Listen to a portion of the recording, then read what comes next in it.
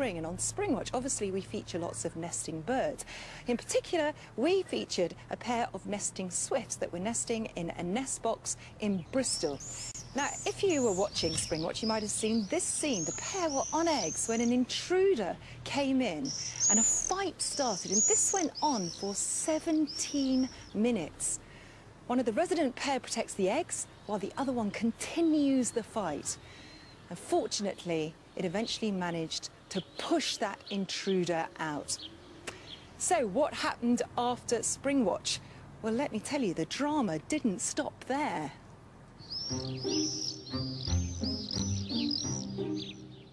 When we left them in mid-June, our pair of swifts had 3 eggs and were taking turns to incubate them. Springwatch may have ended, but homeowner and swift fanatic Mark Glanville kept his eyes glued to the nest. After 20 days, the first 2 eggs hatched. But it took another 5 days for the 3rd chick to emerge. Much smaller than its siblings, it struggled to get its share of food. Starvation was a very real possibility. A cold, wet summer only made the situation worse. Things weren't looking good for our brood. But swifts have an extraordinary trick up their sleeves. The chicks can enter a state of torpor, dropping their body temperature and metabolic rate, allowing them to survive for up to 10 days without food. And their parents pushed on through the bad conditions, often catching several thousand insects a day. Enough to feed all 3 chicks. After 3 weeks, the youngest chick had caught up. Our swiftlets were soon indistinguishable from the adults. By early August, they were ready to fledge.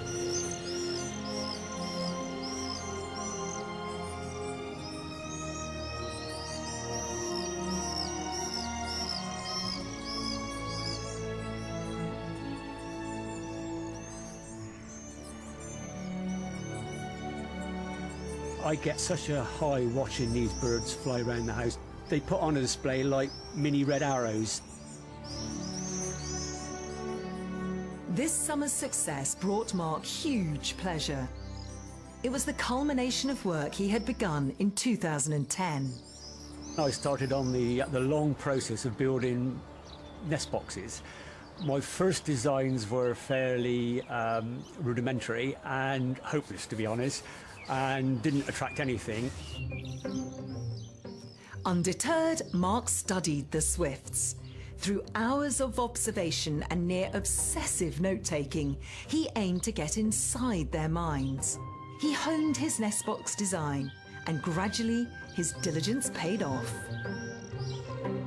At the moment, I'm on 16 nest boxes, of which 7 are occupied. The next step was to fit his deluxe boxes with cameras.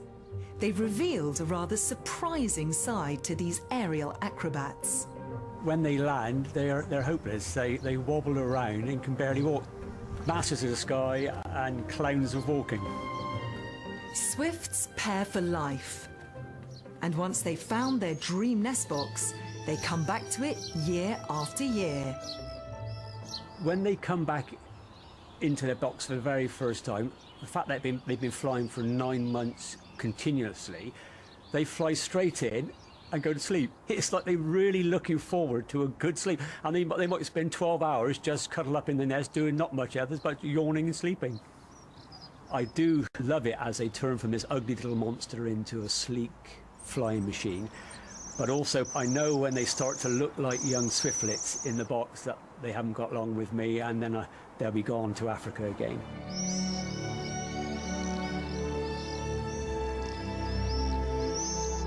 I start to miss them almost immediately, and I think that's why I fill my winters in building new boxes, because I need to do something to remind me of them, so I start to build boxes for the following year. It keeps me thinking about them.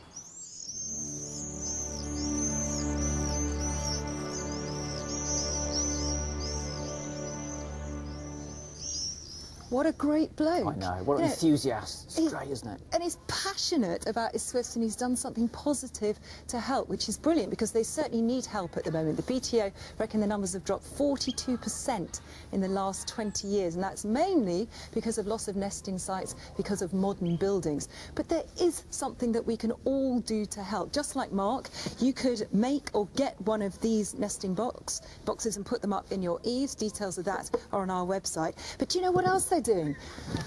New developments are making these special Swift boxes, in particular Barratt Homes and Whitbread Premier Inns, and they are making a difference. Swifts are using them. Look at that, proof. I think these are brilliant. What a great Hats off to idea. Barratt Homes and all of the other developers that are doing this. I hope that others follow their lead and really make a difference. Now, Masses of wildlife. We'll look forward to seeing you then. So from us, the geese, the swans, and everything here at Calaverock, we'll see you then. Bye-bye. Bye-bye.